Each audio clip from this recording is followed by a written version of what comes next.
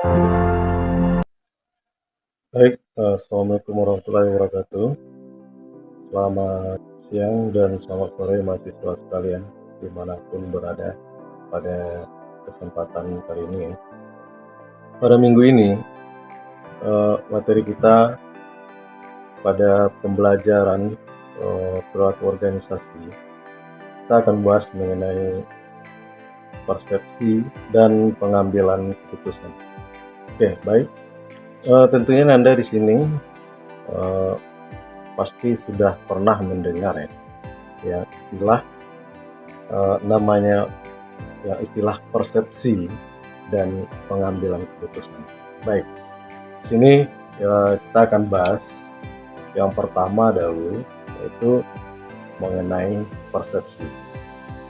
Baik, dilihat dari pengertian secara umum ya, ini berasal dari bahasa Inggris, yaitu perception, yang berarti penglihatan, tanggapan, dan daya memahami atau menanggapi sikap dari seseorang.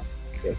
Jadi dilihat definisi secara umum ya, bahwa persepsi tersebut adalah bagaimana cara kita menilai atau menanggapi tingkah laku seseorang atau sikap seseorang. Jadi itu yang dikatakan persepsi secara umum. Menurut teorinya Stephen Robin ya,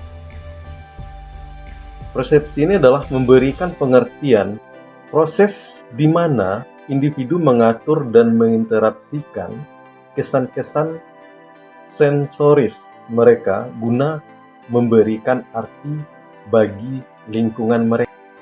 Oke. Sementara menurut Katz ya dan James, persepsi adalah untuk memahami perilaku karena ia merupakan alat dengan mana rangsangan ya atau stimulasi mempengaruhi seseorang atau sesuatu organisme. Nah, ini itu perbedaannya definisi persepsi menurut Stephen Robin dan Katz dan James. Jadi baik. Tentunya di dalam persepsi ini ya banyak lagi pembahasan yang harus kita bahas di sini, dan juga mungkin mengingat durasi. Jadi nanti untuk lebih jelasnya Anda bisa lihat dengan PowerPoint atau materi yang Bapak berikan nanti di e-learning ya. Baik, untuk berikutnya yaitu pembahasan yang kedua, yaitu mengenai pengambilan keputusan. Baik, tentunya di sini ya, seorang pimpinan atau seorang manajer ya, dalam pengambilan keputusan itu ada beberapa hal yang harus dia tentukan ya untuk mengambil sebuah keputusan. Yang pertama yaitu penetapan tujuan ya. Kemudian mengidentifikasi permasalahan, kemudian mengembangkan berbagai alternatif solusi,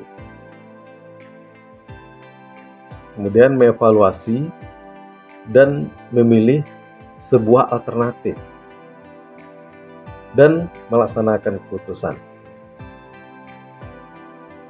Evaluasi dan pengendalian dan tindakan koreksi. Itu adalah sebuah proses dalam mengambil sebuah keputusan. Kenapa? Kalau tidak kita tetapkan beberapa hal yang sudah Bapak sampaikan tadi untuk mengambil sebuah keputusan, tentunya nantinya keputusan yang kita ambil tentunya nanti tidak mendapatkan hasil yang memuaskan. Kenapa seperti itu? Banyak kita lihat contoh-contoh ya, yang ada di luar sana. Mereka ini salah dalam mengambil keputusan, sehingga bisa menyebabkan kerugian untuk organisasi maupun untuk dirinya sendiri. Dalam pengambilan proses keputusan itu, kita harus menetapkan dulu tujuan. Untuk apa kita membuat sebuah keputusan? Kita tetapkan dulu tujuannya. Setelah itu, kita mengidentifikasi masalah. Apa sih permasalahannya? Apa yang terjadi? Bagaimana? Dan seperti apa? Kita identifikasi terlebih dahulu. Baru kita bisa membuat sebuah keputusan. Kemudian kita juga perlu mengembangkan ya berbagai alternatif. Ya. Oh, misalnya kita ambil keputusan ini, nanti risiko seperti apa? Kita ambilnya ini bagaimana? Jadi seperti itu. Perlu dikembangkan berbagai alternatif, atau kita beri alternatif ini, apa hasilnya? Kita beri alternatif seperti ini, bagaimana solusinya? Nah, jadi seperti itu. Jadi kita perlu mengembangkan berbagai alternatif. Nah, setelah kita mendapatkan misalnya alternatif, tentunya kita juga memberikan evaluasi ya pada alternatif tersebut. Setelah itu baru kita laksanakan sebuah keputusan. Bukan sampai di situ saja. Dan setelah kita buat sebuah keputusan tadi, tentunya kita juga harus mengevaluasi keputusan yang kita buat tadi dan melakukan tindakan koreksi. Apakah benar keputusan yang saya buat tadi? Kita koreksi kembali. Jangan nantinya dapat menyebabkan kerugian buat orang lain atau kerugian buat organisasi. Nah, jadi seperti itu. Jadi itulah risikonya untuk seorang pimpinan. Kemudian selanjutnya, dalam membuat sebuah keputusan tadi ya, ada beberapa langkah-langkah yang harus kita laksanakan. Yang pertama yaitu jernihkan pikiran kita. Kemudian buat daftar pilihan ya, misalnya seperti ini. A daftarnya ini ya. Nah, itu kemudian yang B ini. Kita buat sebuah daftar pilihan. Mana nanti akan kita laksanakan. Kemudian yang ketiga, pertimbangkan hasil yang memungkinkan. Jadi itu adalah pertimbangan langkah-langkah yang harus kita ambil di dalam membuat sebuah keputusan. Kemudian yang keempat, konsultasikan pilihan Anda pada intuisi Anda sendiri. Ya. Apakah misalnya kita merasa nyaman dengan keputusan yang kita buat tadi atau tidak. Nah, terkadang banyak hal seperti ini yang kita jumpai. Setelah kita membuat keputusan dan pada akhirnya kita ragu.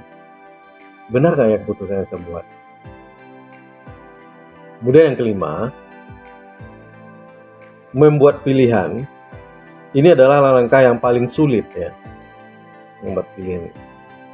Tapi mudah-mudahan ada keputusan pada daftar yang telah Anda buat tadi ya, sebagaimana petunjuk di atas yang didukung oleh logika dan intuisi ya. Jadi yang dikatakan dengan intuisi itu adalah kemampuan untuk memahami sesuatu. Jadi seperti itu. Membuat pilihan ini tidak mudah ya. Ini sangat sulit sekali. Kemudian yang keenam, melaksanakan keputusan Anda sepenuh hati dan sukacita. Setelah Anda telah membuat keputusan, laksanakan secara total. Pada tahap ini, jangan bingung dan memikirkan alternatif potensial lainnya. Kemudian ketujuh, evaluasi keputusan Anda.